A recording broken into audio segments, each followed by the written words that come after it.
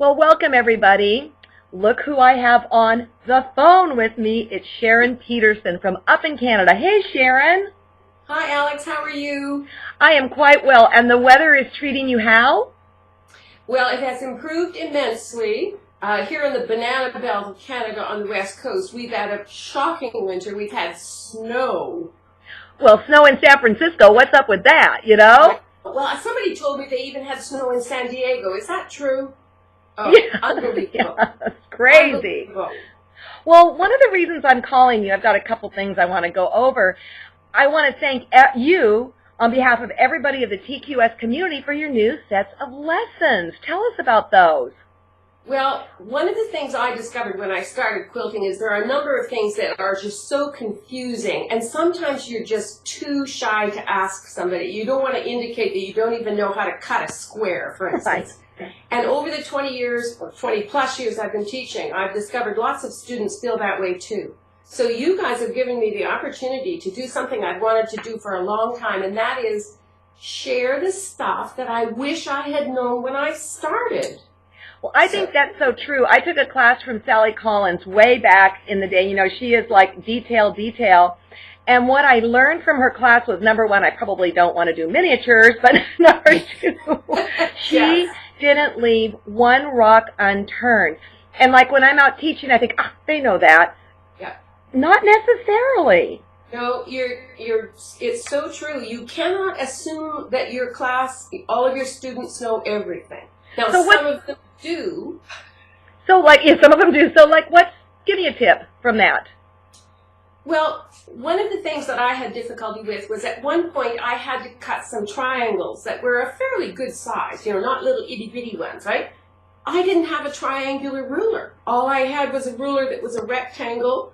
I don't think I even had my square one yet. So learning how to cut triangles with a ruler that isn't a triangular shaped ruler. And I hesitate to say the word geometry, but you are using, bad word.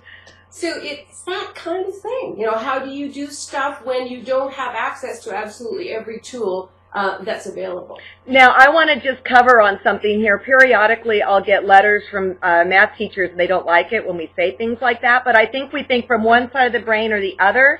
And what's so interesting is what we do is geometry, and guess what I had to repeat in high school? Me too. Isn't that crazy? Yeah, I mean, if somebody had said, when you're a little bit older, you're going to become a quilt teacher and you need to know this, I might have listened a little bit. Paid attention. So it's not a bad word. It's all good stuff, right? It is.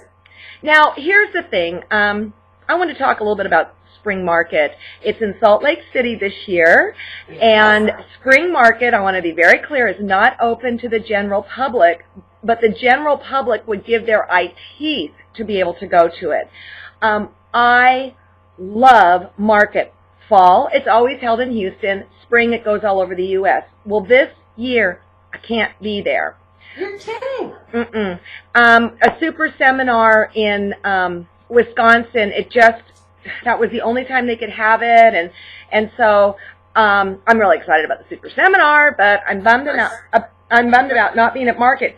And you and your partner Elizabeth you've always got so many things up your sleeve. Would you be willing to debut some of the stuff you might be doing at Spring Market?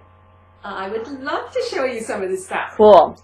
Okay, one of the things that's coming out this Spring Market are our 3 new patterns. They're from the Rose of Sharon pattern collection. And the first one is called Guinevere's, or Roses of Guinevere. And I have the quilt right here. That's what I want to see. Okay, now I'm going to cover up my gorgeous face, but you want to see the quilt, not me. Okay, so here it is. Wow. Hey, does that go with AccuQuilt Go system? Yes, it does. Nice. That is wonderful. Isn't this delightful? This block was designed by Rebecca Reinheimer in Jerusalem, and it was one of the 12 winning blocks in the Rose of Sharon Block Challenge. So that was Rose of Guinevere. Okay. Okay. So wait a minute. I got to ask you a question here. Are you essentially taking, maybe I'm putting the cart in front of the horse. Are you going to be taking a lot of those blocks and doing things like this? Because I think this is brilliant.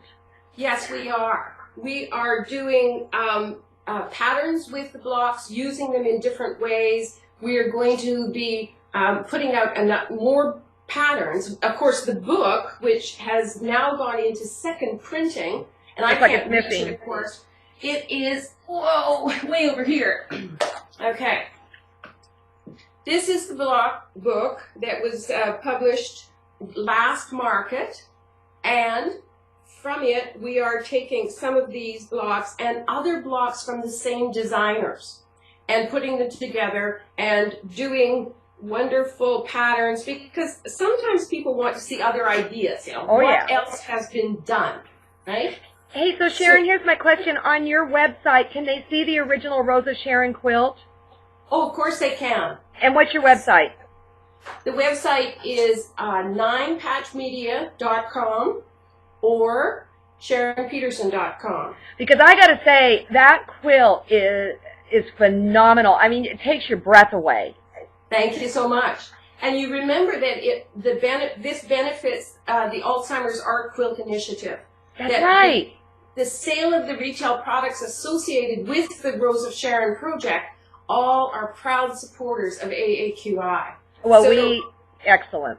Exactly. Well, and you and Ricky had such a major part to play in this because you chose the winning blocks, remember? Yeah, I remember that. Thanks, but no thanks, man. That was hard. Yeah. So here we have Sashiko Rose. It's the second of the 3 patterns. And, of course, the third one is Midnight Roses. Sharon, can they get these on your site now, or do they have to wait till about market? They can be pre-ordered. Oh, okay. Right now, yeah. Okay, so that's this market, but you and Elizabeth are very smart women, and I know your head's spinning and always going forward. Are you willing to share anything kind of farther out? Okay, there's one more thing that's closer in that I want to tell you about. Oh, okay.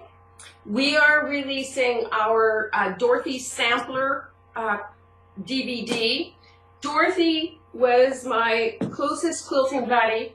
Sadly, she died 2 years ago. Well, we were close friends, and we learned to quilt together. And Dorothy taught the sampler class years and years and years and years. So we decided that we would, to honor Dorothy and also to provide a comprehensive sampler quilt DVD, with her permission, of course. We used her blocks. And it's an 18-block sampler. It takes you from super basic, really, beginner-level stuff through to some kind of exciting paper piece blocks. And it covers absolutely everything you can think of. Excellent. So that's coming out at market this spring. Dorothy's happy about that. Oh, yeah. Well, she sort of smiles down on us every once in a while. It's an enormous DVD. It has 3 discs. I mean, it's just like tons and tons of stuff. Everything you would be able to put into an 18-block sampler class. Okay, so then real quickly, what do you have for, I got to tell everybody, okay, we kind of rehearsed what we were going to say, and she showed me some stuff, and I'm like drooling, so show everybody else, okay? Okay, I'll show everybody else. All right. Check this out. Woohoo, look at this. We have another book coming out with Martingale and Company, more Rose of Sharon stuff.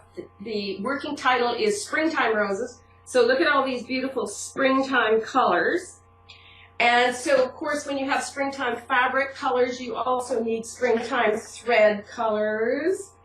And the blocks are all using those same Rose of Sharon shapes, but we're putting them together in different ways. So I'm going to show you one block, okay? This is the sneak peek. So, isn't that the sweetest little thing? And so, see, for all of you at home that are watching this is what happens. Okay, I don't know how many booths are at market, but I'm going to make up like 1 billion, and then you go from booth to booth to booth, and then they tempt you, and then you as a store owner have to decide what you're going to bring home. It's horrifying in my book.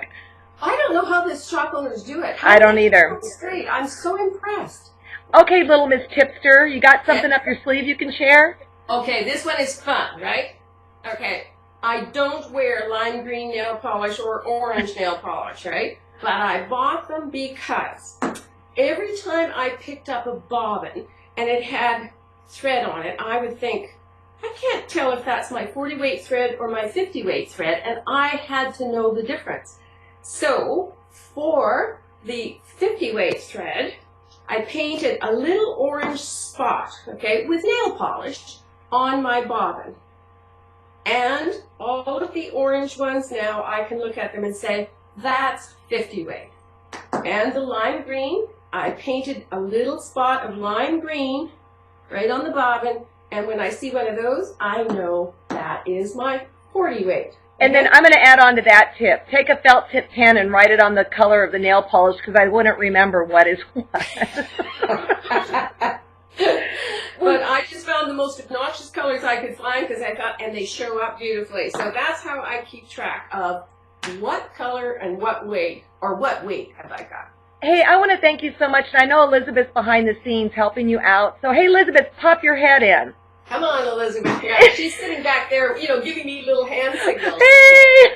So this is her partner in crime that you will see at Quilt Market, and they're just running around like busy bees. I'm really going to miss you guys. Got to let me know what's hot, okay? We'll take all the tips and, we'll send them to you, and all the gossip. Awesome. Hey, thanks so much, and stay warm. Yeah. Bye-bye. Nice talking to you. Same here.